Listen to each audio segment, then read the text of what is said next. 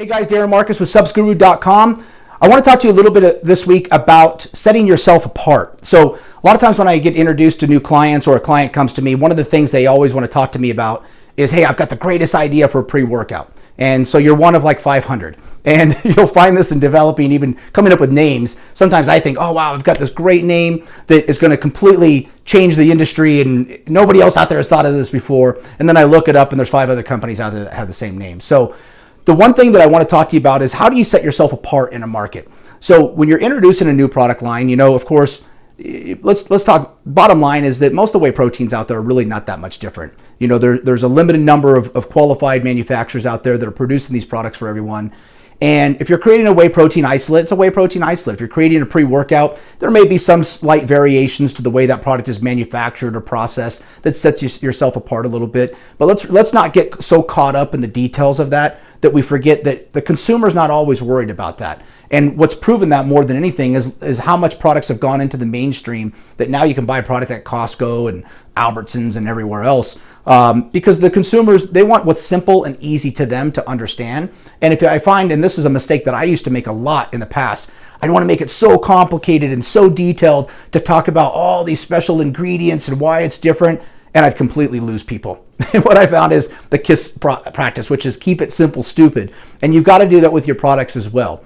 And part of doing that, though, you've also got to make sure that you're keeping yourself apart or setting yourself apart from the competition. There's only so many different things that you can do to packaging. There's only so many things that you can do to a whey protein or a pre-workout. So sometimes it's just finding a product that's unique and has a niche in the market, everything from creating a protein pudding, and sometimes that can be just creating a certain flavor, creating a cereal flavor protein, which those are starting to become really popular. But finding a target market or a niche in the market that's going to set yourself apart from everybody else that's out there and make that your flagship product. Build your brand on that product and set yourself apart. And then once you have a distribution channel, start to bring in all those other products and start to feed to your existing distribution network.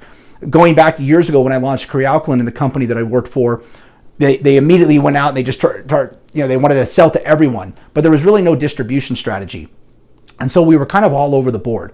And they were running a ton of marketing and a ton of advertising. But again, if you have no distribution, that marketing and advertising that you run, it's not really effective and you're wasting a lot of money. So the number one thing that you got to do is build that distribution plan, have an item that sets yourself apart so that there's an interest from the distributor or the consumer for that brand or that product, and then start to back that up with the marketing and the advertising that now can be supported and has the infrastructure in place to support that. So just my little tip for the week. Hopefully this was helpful. If you've got some questions or you're looking for certain products that could set yourself apart in the market, please reach out to me. You can reach out to me through subsguru.com or you can PM me directly through my Facebook or Instagram account. Thanks. Have a great day.